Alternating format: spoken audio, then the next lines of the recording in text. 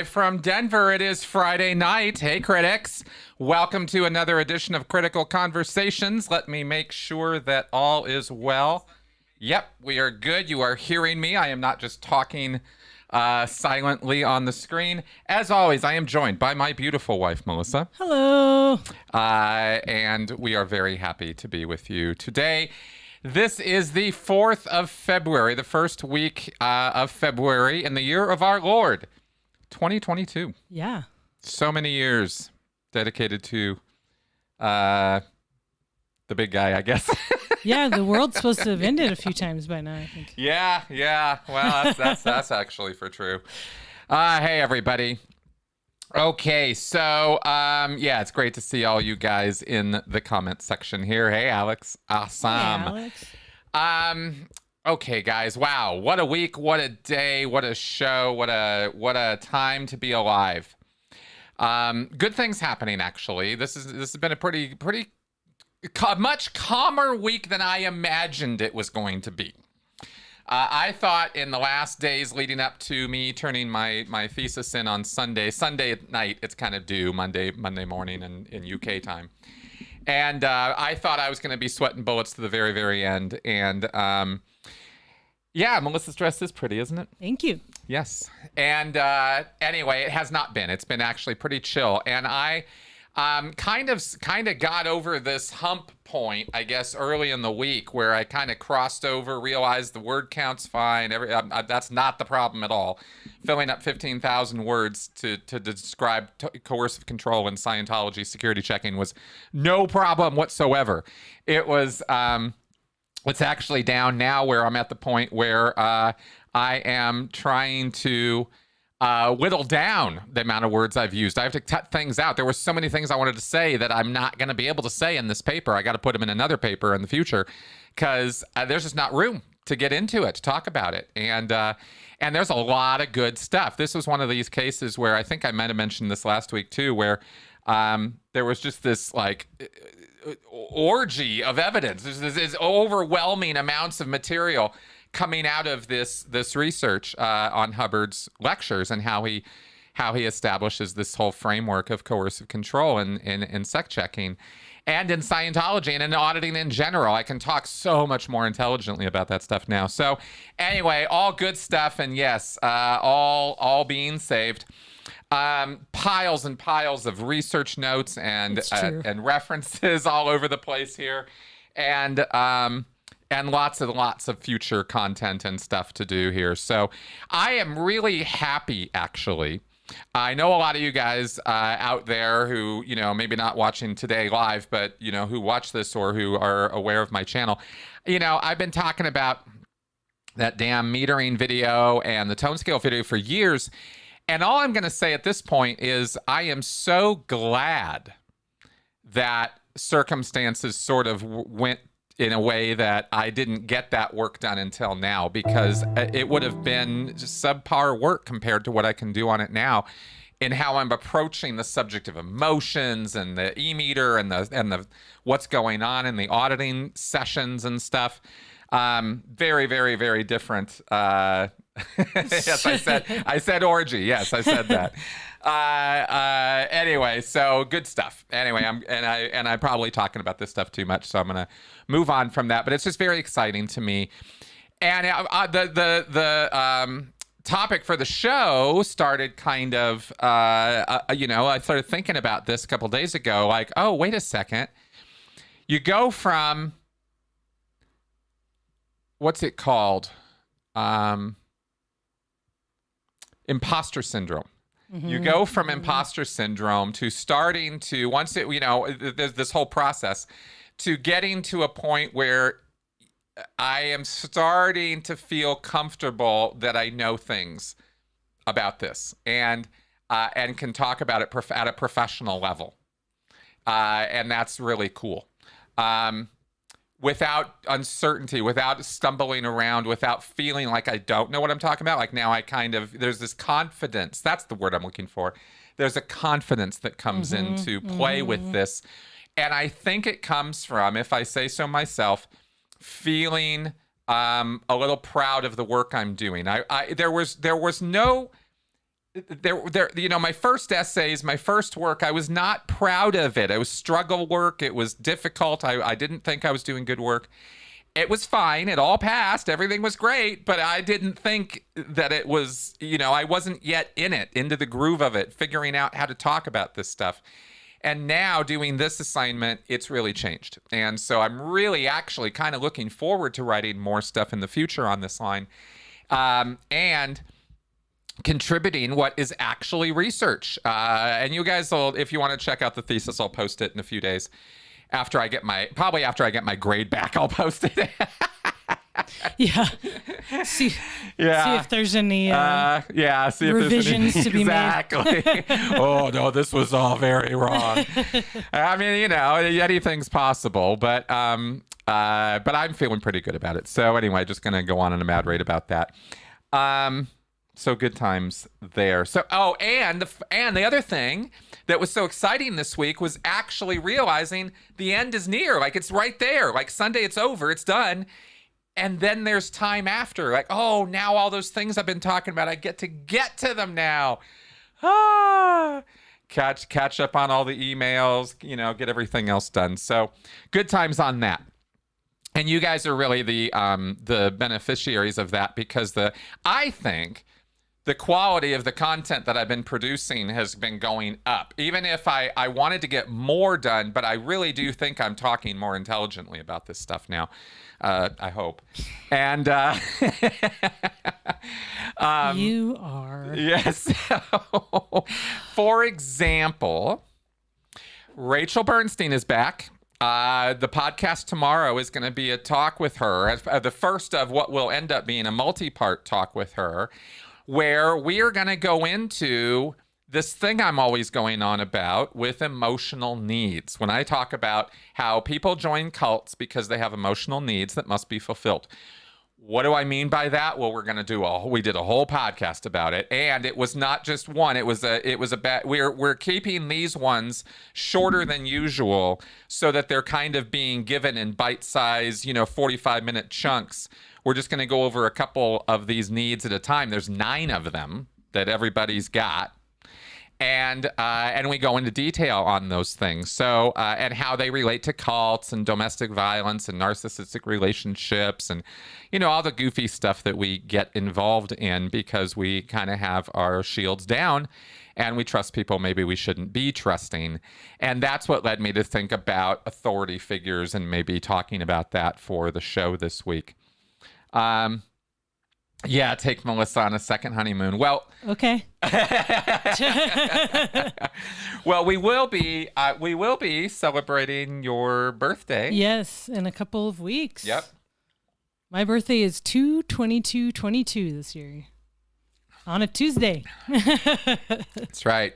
A lot of alliteration going on in your birthday this year. Twos. Yeah, so anyway, so we will be doing that, and we will we're doing a bit of a special day on the weekend before that, so that'll be fun. And yeah, I probably will take a few days next week and just kind of chill out. Yeah, you should. Thank you. I will do that. I am not, Alex, going to England to pick up my diploma there. I think they're going to mail it to me. I'm not sure what the timing is on that. It would have been, if I had done everything according to plan, it would have been in December, and I certainly wasn't going to go to the UK for that. But we'll see. We'll see. Opportunities pop up all the time. So we'll see what I can work out in this year, on getting over there again. Interesting. I don't know on that Glenn Shamblin one. That's interesting. Okay. Appeal to authority. I wanted to go over a couple things on this real fast. Since we don't have any calls in the queue, I do want to say 984-214-4154 if you want to call in. I wanted to start with a quote for the week. I'm doing the quote because I found this quote that's really applicable to this topic. And this is my quotable atheist, and so far Mel has come up with far better quotes than I've found in this book. I messed up today and forgot. Yeah, well, no worries, because I've got this thing, and this actually, I opened it up, and excuse me, And we got something right out of Buddha. I've got a quote here that is ascribed to Buddha. Now, this is Siddhartha Gautama Buddha, circa 623 to 543 BCE, Indian spiritual teacher. All right, here's the quote. Do not believe in anything simply because you have heard it or because it has been handed down for many generations or because it is found written in your religious books or merely on the authority of your teachers and elders. But after observation and analysis, when you find that anything agrees with reason and is conducive to the good and benefit of one and all, accept it and live up to it. Doubt everything, find your own light. Exactly. All right, so that was Buddha back in the day. Now I want to, respect my authority. Exactly. I want to add to that. That basically, in a nutshell, is the appeal to authority fallacy in a short bit. But there's a lot more to talk about with it that I wanted to share with you guys this week if we are going to get into that. And because I wanted to point something out. The amount of knowledge and information to know about in 500 BC versus the amount of information to know about now is a little different. We live in a more complicated, interconnected, big, wide world. We are all, through the internet, citizens of the world, not just our little region or pocket or area of the world where we can get to through walking and interacting with our local community, right? So, I don't remember exactly. There was a guy who famously, I think there was some Western philosopher or scientist guy who's credited with having talked about how up to a certain point, you could kind of know everything that there was to know. But then beyond this point, when we accumulated so much knowledge, you couldn't know everything. There's a point in time when it just got too much. Way, way, way too much. You could not know everything there was to know. And I ran into this with computers. Mm-hmm. I hit the same kind of point myself in my life, and I'm sure you guys did too, when growing up in the 70s and 80s with computers, PCs, the personal computer, the Mac, all that stuff that was coming in at that time when Windows was not even around yet, and Windows was invented, and the little toaster oven looking Mac came out. Oh yeah. Remember those things? Uh-huh. So computers were kind of like a couple different parts that worked together, and you could kind of understand it and really grok the whole computer setup. Up until around that time, when suddenly everything got things got more complicated, more difficult, and you couldn't, suddenly the graphics cards became a whole thing in itself. And you couldn't, you could know all about the graphics card, but then you wouldn't know anything about the CPU. Or you could know all about the CPU now, the processor, but you wouldn't know about the peripherals, or you wouldn't know about how to do the software or some other aspect of it. And it became, by necessity, a team activity. And this is probably not the best example, but Flint, thank you for that. Yeah. Yes, thank you for that super chat. Very appreciated. I did see what you did there. Okay, so the point is that we live in a much, much, much more complicated world than Buddha did, and I'm not trying to rail against the simplicity of earlier civilizations. I'm just pointing out a fact. Mm-hmm. We got a lot more facts to know about now than we ever did before in the past. Yeah, and a lot more BS out there too. Yeah, well, that's the thing. That's the thing. A whole lot of it. But when you look at the accumulated factual knowledge that we have accumulated since that time, it is legion. It is tremendous. Not opinion-based ideas, not, progressive ideas or the Enlightenment or how should we organize things, because you can always agree and disagree and look at stuff on that from different ways. But for example, electricity, physics, engineering, chemistry. I mean, great advances in every one of these fields, including the creation of science and these fields as a thing. You know, Buddha didn't have, we translate his words into modern sounding things, but they, you know, they didn't have these concepts exactly the same way as we do now. And we've learned an awful lot as a result of that. So my point is that it's not really possible for all of us to doubt every single thing we're ever gonna like have come our way and go fact check every single thing before we believe it. Right. That's just not how our brains work. Yeah, you just, I mean, really, how could you go there? Every claim would have to be drilled down to. Oh my God. You'd have no free time. Yeah, exactly. You'd go absolutely bonkers, right? So we have this thing called an appeal to authority fallacy, where we've got authority figures, but then we've got people who are presented to us as though they are authority figures or as though they have some degree of credibility, and therefore we should listen to them. Part of this fallacy also goes broader and goes to appeals to tradition or to numbers or to they and them. You know what they say?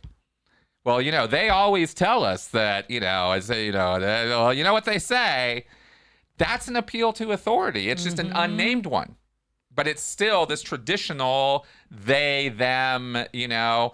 Or you get also other variations of this that are also tricky, you know, experts say. Which experts? Exactly. Historians, right? So one of the things, I looked up some stuff on this that I thought I would share with you guys. Basically, we now live in a world where maybe we didn't always live in this world. I don't know, but for sure we don't live in it now. We live in a world where it takes dedicated amounts of time, years, to learn all about certain things, certain fields. We can dedicate our whole lives to an area of study. And one of the things, as somebody who has expertise in an area, one thing that you learn or know or kind of figure out pretty quick, once you really grasp the full scope of knowledge in a field, is you realize you're never going to learn it all. There's just too much. You know, I can't learn all of psychology. No. I can't learn all of anything. Right. I mean, and coercive control involves social psychology, sociology, you know, personal psychology, therapy. You know, there's all kinds of different tacks and approaches to it. So even a topic as that niche as that is something I'll easily be able to spend years and years and years working on. Absolutely.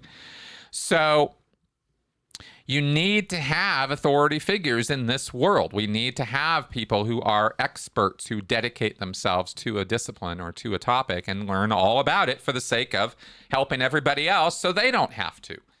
And this could go from sanitation engineering to physics to aerospace engineering to cooking, right? There's all kinds of expertise in cooking and stuff, right? So the fallacious appeal to authority has this general form of person makes claim, therefore claim is true. He said it, so it's true. Almost always you're going to be wrong in some fashion or another with that. So I see this call in the queue. We will pick that up in just a minute. Let me just finish this last point, which is one of the things that I read about this, which was really, which I wanted to read to you guys, is by using, yes, a fundamental reason why the appeal to authority can be a fallacy is that a proposition can be well supported only by facts and logically valid inferences. You have to have the facts to back up the claim. A person can't do that. A person can only provide testimony, and testimony is not the same thing as facts. If you can see that, just a shade of difference there. It's an important difference, though. Their testimony is not the same thing as facts. When I talk to you about coercive control, you have every right to say to me, well, where'd you get, what do you base that on? Where's that idea come from? What's the evidence to back up that claim, right? If I talk about gaslighting, if I talk about how domestic violence survivors deal with XYZ, how do I know that? Just because I say it doesn't mean it's true. I've studied it. I've read studies on it. I've done research on it. I can present that to you. And if I can't, it's my error. That could be that, and that could be difficult, right? Now, of course, you know so much that you don't know all of it off the top of your head. So sometimes I might have to go look or something. But if you're dealing with somebody who can't do that, you're not dealing with an expert. That's a kind of an important point I wanted to kind of drop there. All right, let us take this call. Hello, you are on. Oh, this Chris and Melissa. This is Travis. Hey, Hi. Travis, welcome to the show. Thank you. Before I move on here, Melissa, happy pre-birthday. Okay, I want you to have a happy birthday. Okay. Thank you. So, I'd like to help move the conversation about or add some things to the conversation about argument from authority, because this is a big deal in today's world. Yeah, please. Yeah. So a very fine distinction that you alluded to, but you didn't say in the way that I'm going to say it. Mm-hmm. A very basic definition of authority or argument from authority is appealing to an authority who is not an authority. Correct. Mm-hmm. That's right. Of Establishing what an authority is, and are they talking in their area of expertise? Excellent. So I'd like to point out for all of our audience members, a great example of this are your creation scientists, quote unquote scientist people. Yes. Yes. That is a good example. Tell me why. Well, because majority of the creation science people, they're not credentialed in geology or any of the other fields. Have you noticed what it is that they are credentialed in? Well, yeah. So, yes, frequently it's theology. Okay. Yep. And although not exclusively, and frequently, I say frequently, you go on YouTube, you'll see this. A good portion of the people are laymen. Now, when I say layman, I mean non-ministers. So it would be somebody like me. I don't have a science background. I'm not a minister. I don't have anything like a science degree or anything. And I go online and I start spouting off the very debunked creationist myths and pass myself off as somebody who is an expert or knowledgeable about what's wrong with evolution. Mm-hmm. Well, I'm not an authority. So then these arguments that I hate saying creation scientists, but that's what they call themselves. So, right. And that name alone is itself a misnomer. It itself is an effort to give themselves authority they don't have by calling themselves scientists, when in fact, as you mentioned, a lot of these guys I've seen are doctors of divinity or doctors of religious studies. Well, and the term itself, now that we're on that subject, is a circular argument or a circular assertion. Mm-hmm. And what I mean by that is they're quote unquote creation scientist. It assumes that creationism is true in the very name. That's right. Exactly. That is a biased and prejudicial statement or position in the first place.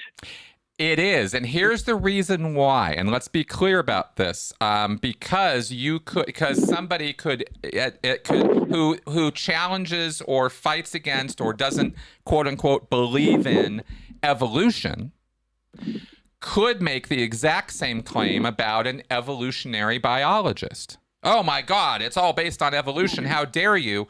The difference is that creationism is faith-based, no evidence, no scientific anything behind it, whereas evolution has a wealth, a legion of material that that you can go look at and read and study, and there it is. There's why we have evolution as a theory.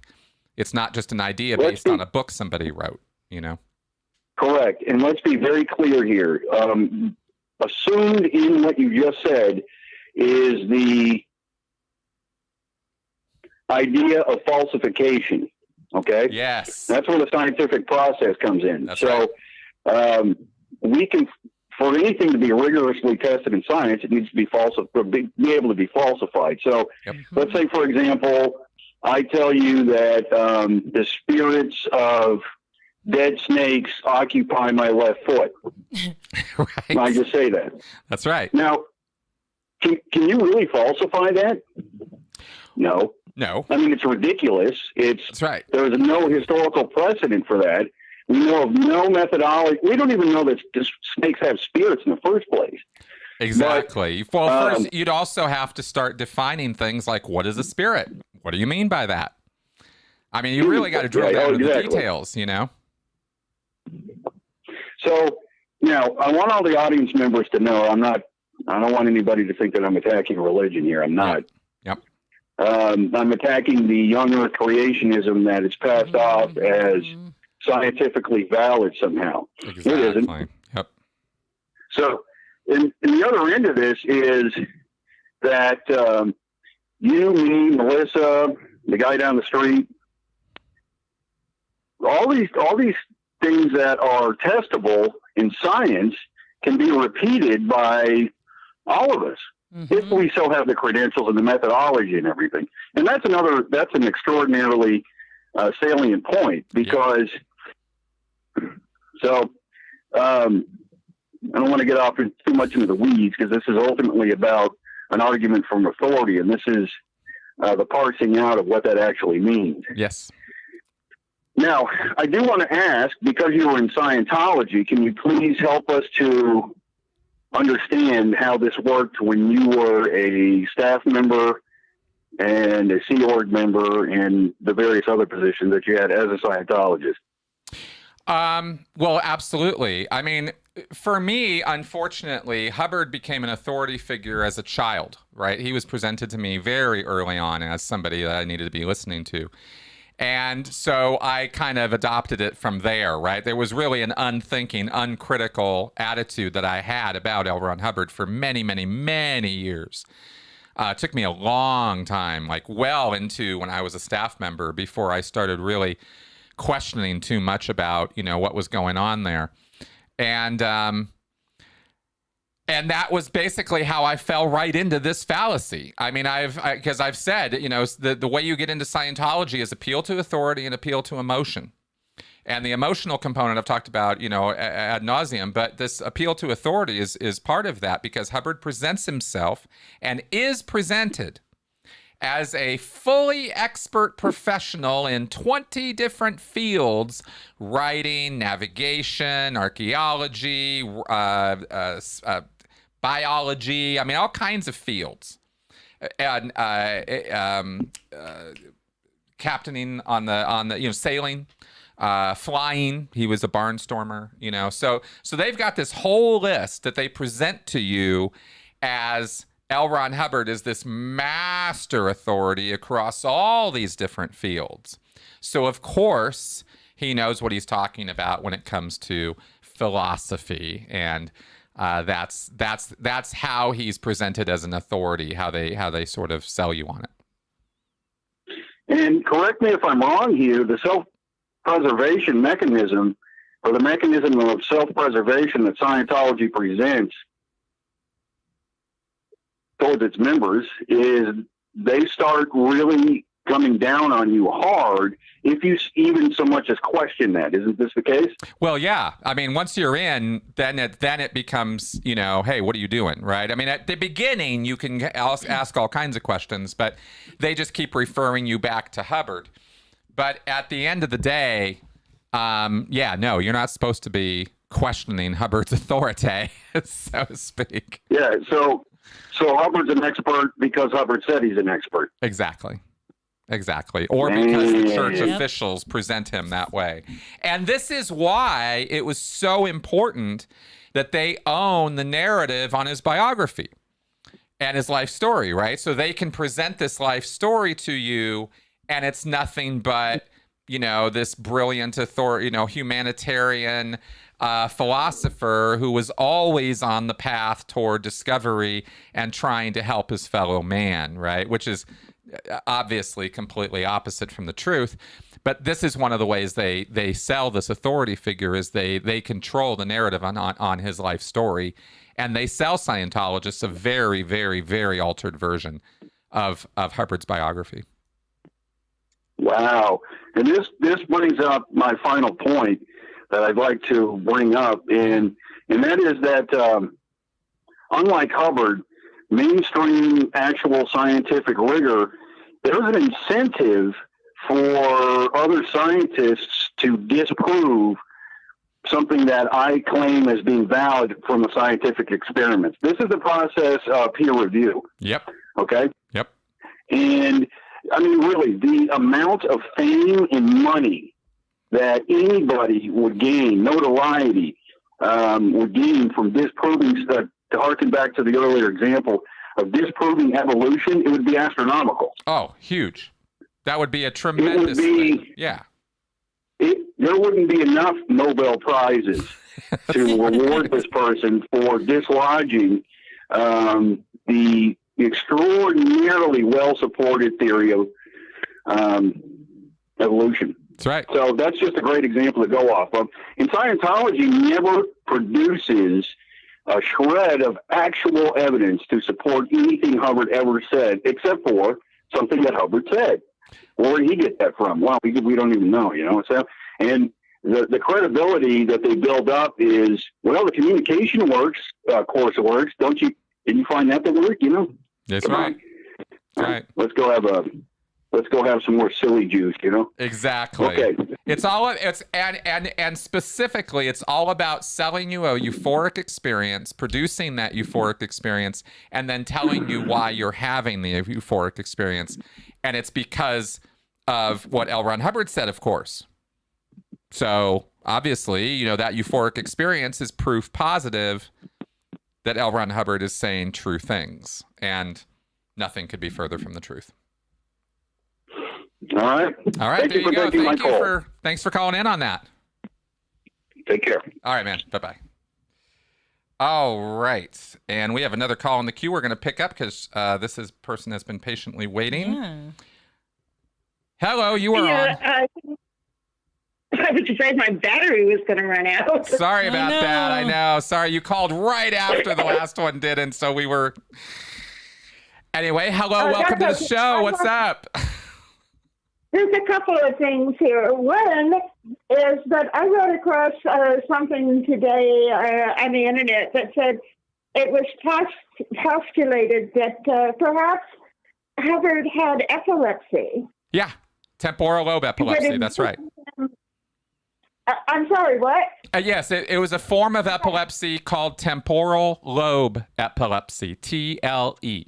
So he did have it. We believe he did. It's an idea. It's not proven, but he had all the symptoms, and we did a podcast a few years ago and talked about that. Yeah. Could it perhaps have given him some like visions or something like that? Correct. I mean, yes. Thinking that he had found the answers and all that stuff. I wondered about that. Yes. And okay, I was curious about that. And another thing is I just watched Leah Remini and Mike Render were going to meet the Headleys. And damn, in the hotel there were two guys with phones watching them. Mm-hmm. Wow. And they're like, what? Pardon? Correct. Yeah, yes, I remember like, that. Yes. Where are you from? And Mike really gave the guy a hard time. Like, who are you? These guys are unbelievable. And Mike and Leah have been out so long that you would think they would just leave them alone. I mean, don't they ever stop? Yeah, that's the thing. They don't. That's why they're bad people. Yeah. Yeah. And I'm thinking, a friend and I were talking about, wake and all this cultural stuff. And, people need a sense of humor. And one thing I thought about is Scientology doesn't seem to have a sense of humor at all. No, you are nailing it. That's exactly right. They are very unfunny people. Because Leah apparently got in a lot of trouble because she's very, Yes. very open top. She's very funny. Yep. And she was a troublemaker, apparently. And okay, this is just simple. And I wanted to just give you a quote, actually from Dr. Strange. Yeah. Where the Ancient One says to Mordok, we do not conquer our demons. We just live above them. Yeah. I thought that was a really great line. That is a good line. I love Doctor Strange, and it looks like they're going to put that bloody Tom Cruise in the next one. Hey, how can I get him out? I love Benedict Cumberbatch, and I hate Tom Cruise. That's the spirit. He looks like a freaking king. Right. I mean, doesn't he have any idea how the Sea Org members are treated? Or does he care? I don't think he cares.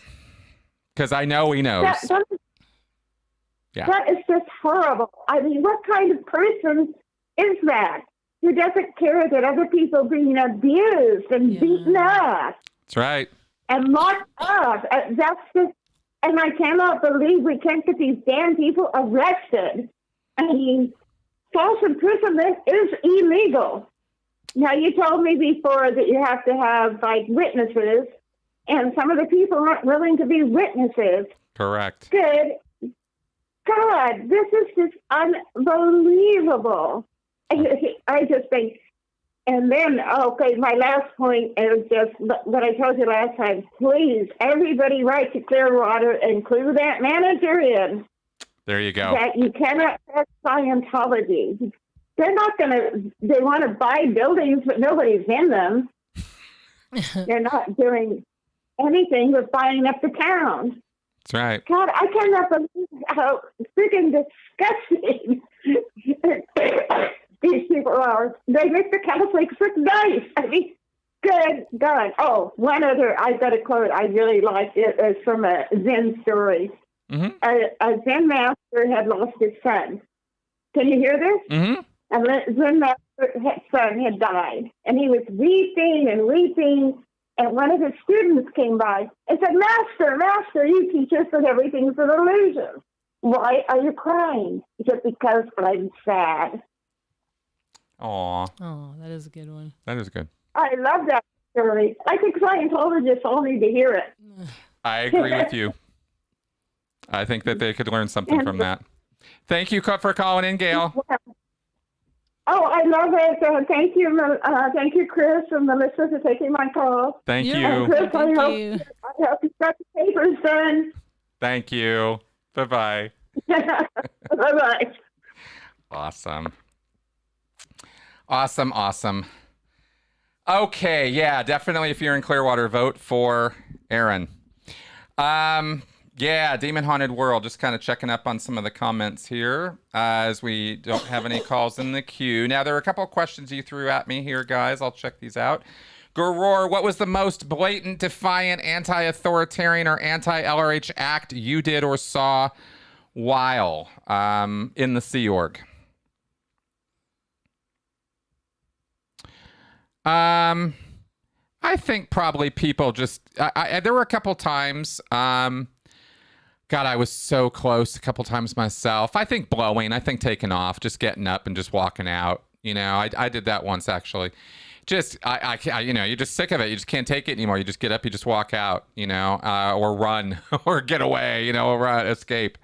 That was probably what comes to mind, at least. I don't know if that's what you were looking for, but that's what comes to mind for me, is just saying, I'm done, I'm out, and I'm not even waiting for you guys to tell me I'm okay to go. I'm just going. And then Robert asks, do Scientologists question that Hubbard is portrayed as a naval intelligence hero in World War II while later portraying the U.S. government as corrupt tool of oppression? No, there is no cognitive dissonance on that point. World War II was a very patriotic, pro-America, pro-nationalism, pro-world activity, right? Everybody who's fought in World War II were heroes, and that's true. That is what that whole thing was about. So the corruption of the government in the U.S. that is talked about in conspiracy theory worlds is all external, or is externally brought in, on the government since that time. And, the subversion by the CIA and the other alphabet agencies, and the use of the psychiatry as an external arm to control the population, and the use of propaganda and re-education through the school system. So the government was all sort of infiltrated and subverted at post-World War II, after Hubbard left. Hubbard wasn't necessarily part of this fully corrupt government. And if he knew anything about it, of course, he would have done everything there was to do about it. And then, of course, that's why he, had to start up Scientology. So that's kind of how they would think about it in that world. Yeah, good times, huh? Okay. So we were talking about, before we got those wonderful calls, and if you guys want to call in, the line is still open, 984-214-4154. We were talking about appeal to authority, and Travis called in with those great points on that. Just to build a little bit more on how you might think about how you're viewing your authority figures. First off, separate the person from the subject matter, so that realize that when they're giving testimonials, or they're giving their opinion, or they're giving their data, that data should be something you could always go look up. You can always go verify that, check that out, and they should be able to tell you, generally where you can go find that stuff. Because what you have is you have to look at that testimony, or look at those statements that they're making, and decide for yourself, is this strong testimony or is this weak testimony? This is one way you might think about these things, right? Again, just to separate from the person, because it's never the case that because Joe Blow said it, it's true. Joe Blow could lie. Joe Blow could be deceived. Joe Blow could not know. Lots of reasons why Joe Blow might be mistaken or not.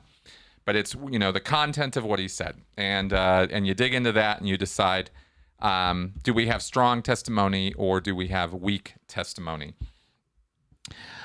And of course, try not to rely on testimony at all as much as you can. As far as the legitimate versus illegitimate, right? Oh, here we go. You know how I'm always going on at a mad rate about context and how context matters? It does, even here. And I'll give you two different examples from this article on that. One, Professor Smith, shark expert. Great white sharks are dangerous. That's a statement from Professor Smith, a shark expert. John Edward, the famous psychic. I remember that guy, yeah. Here's what he has to say. John Edwards says, I can channel the spirit of your dead grandmother. So both of these are appearing to be experts in their field. Professor Smith is a self-proclaimed, or he's got degrees or whatever, shark expert. And John Edward is an expert in the field of psychics and clairvoyance and communication with the dead.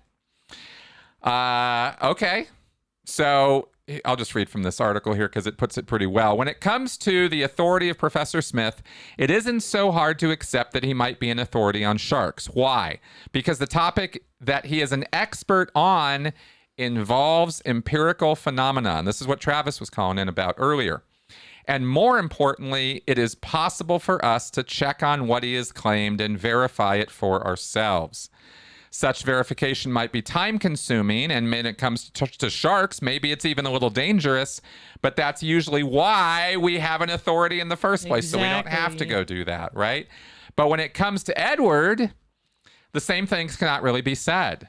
We simply do not have the usual tools and methods available to us to verify that he is indeed channeling someone's dead grandmother. It's unfalsifiable. Yeah, you can't prove it. Yeah, there's no way for us to tell that. Again, what's a spirit? How do we, like, let's say we do agree on what a spirit is. Let's say we come to some definition that we both agree on. Good, now prove it. Mm-hmm. Begin. Right?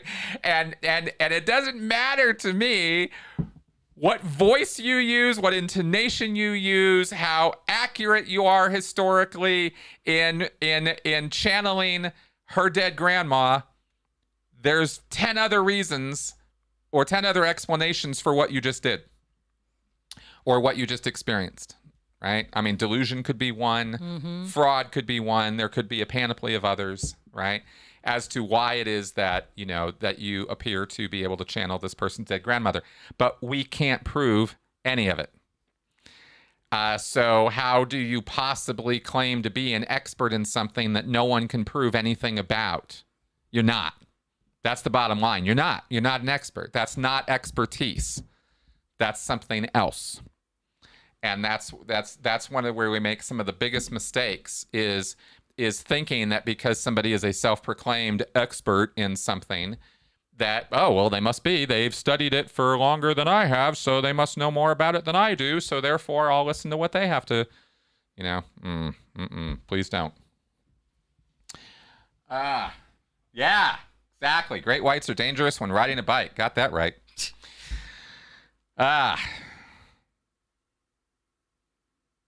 Yeah, see, Bud 123, for example, pretty sure that great white sharks are not dangerous under the sea in cold water. There are divers that swim with them in cold water. That's right.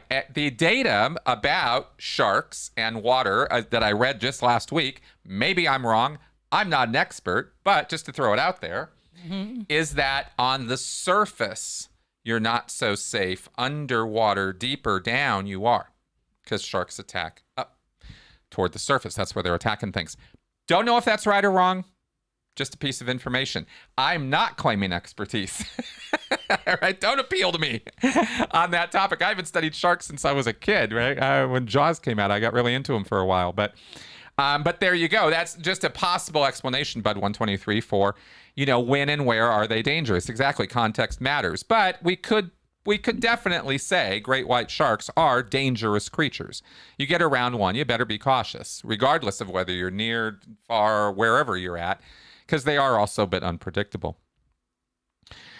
But the point there being, of course, that the context I was referring there to was the context of the expertise.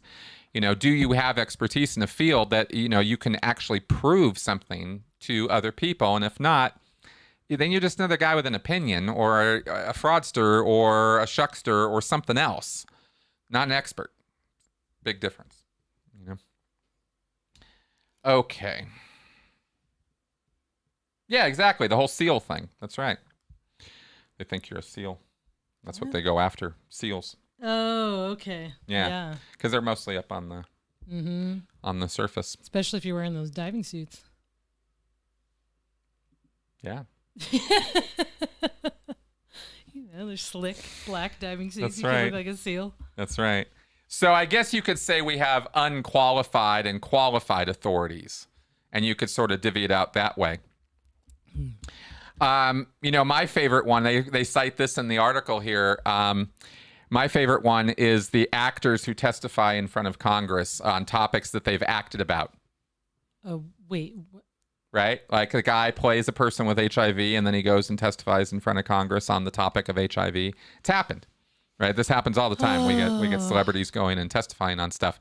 And, the celebrity brings attention, but he or she doesn't necessarily bring expertise. No, I mean, it'd be one thing if they were a celebrity and they had expertise, as if, if they had HIV or if they were testifying about something else like a disability or whatever, but...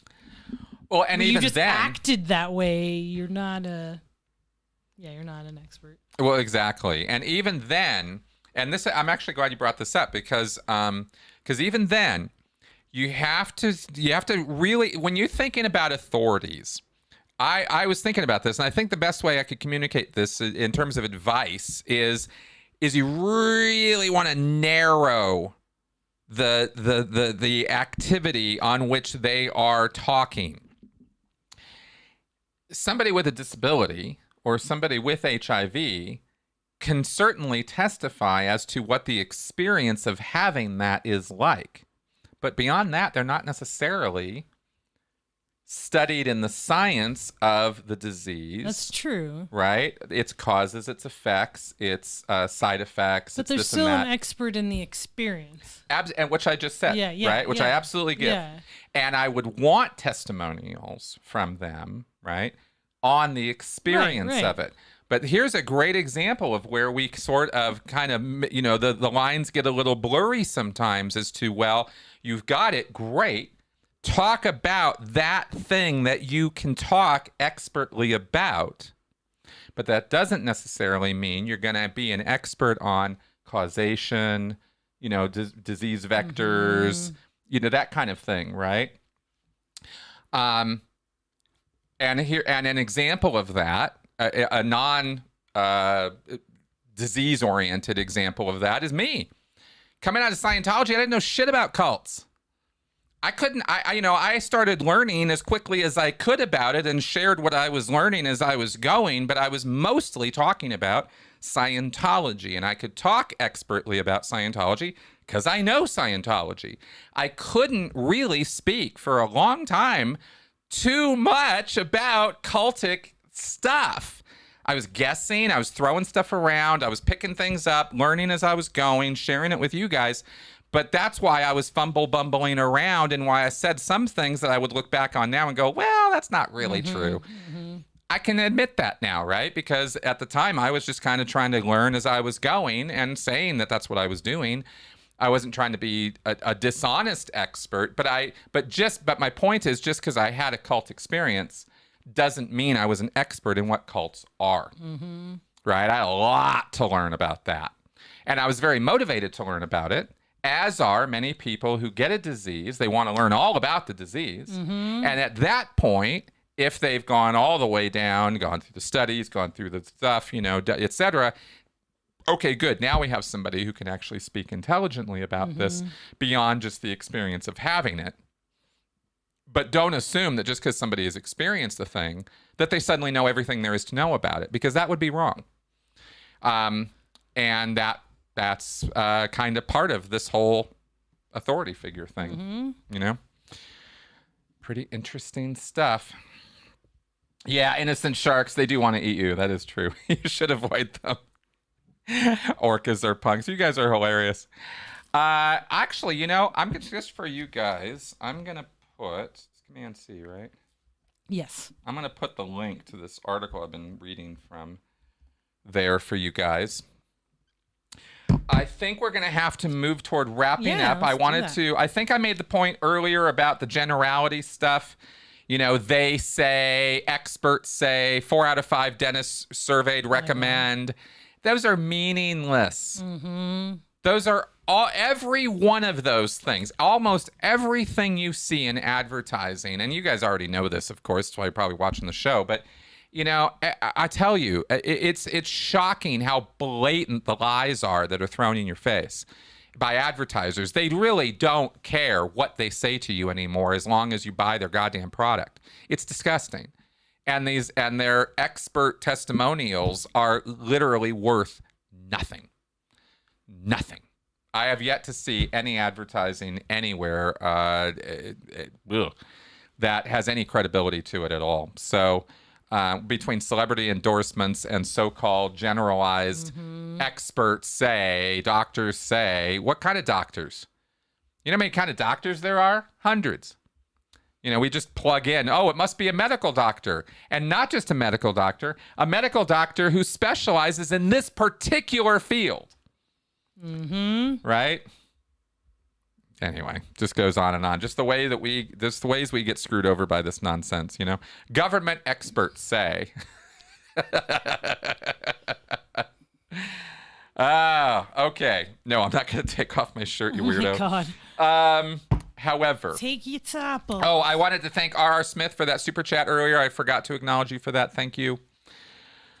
Yeah, sorry guys, I'm gonna have to get going here, but we've been talking about appeal to authority this whole show, so if we draw that card, we will laugh.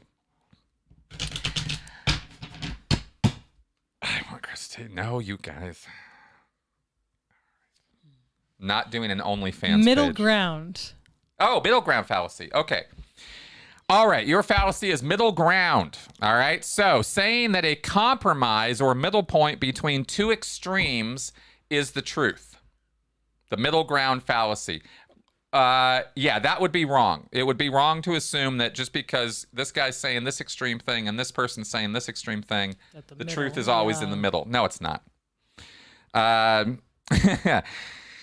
Holly said that vaccinations caused autism in children, but her scientifically well-read friend Caleb said that this claim has been debunked and has proven false. Their friend Alice offered a compromise that vaccinations cause some autism. No, that's not the compromise. Yeah. That would be a logical fallacy, so let's not do that. All right, guys. All right. Cool. I feel like I've been a little lectury this hour, but anyway, whatever. Good times, guys. Thanks for coming around and watching us here. Again, podcast going up tomorrow with Rachel. I hope you guys will check that out. We had a lot of fun in our initial conversation on that. And then critical Q&A as usual this week. I believe it will be recorded if... I'm not doing a Putin here. I'm taking my shirt off. Not doing that, you weirdos. Ride a horse with your shirt off. Yeah, right? No, not doing that. All right. Anyway, so see you guys next week. All right. Let's wrap this thing up. Good night.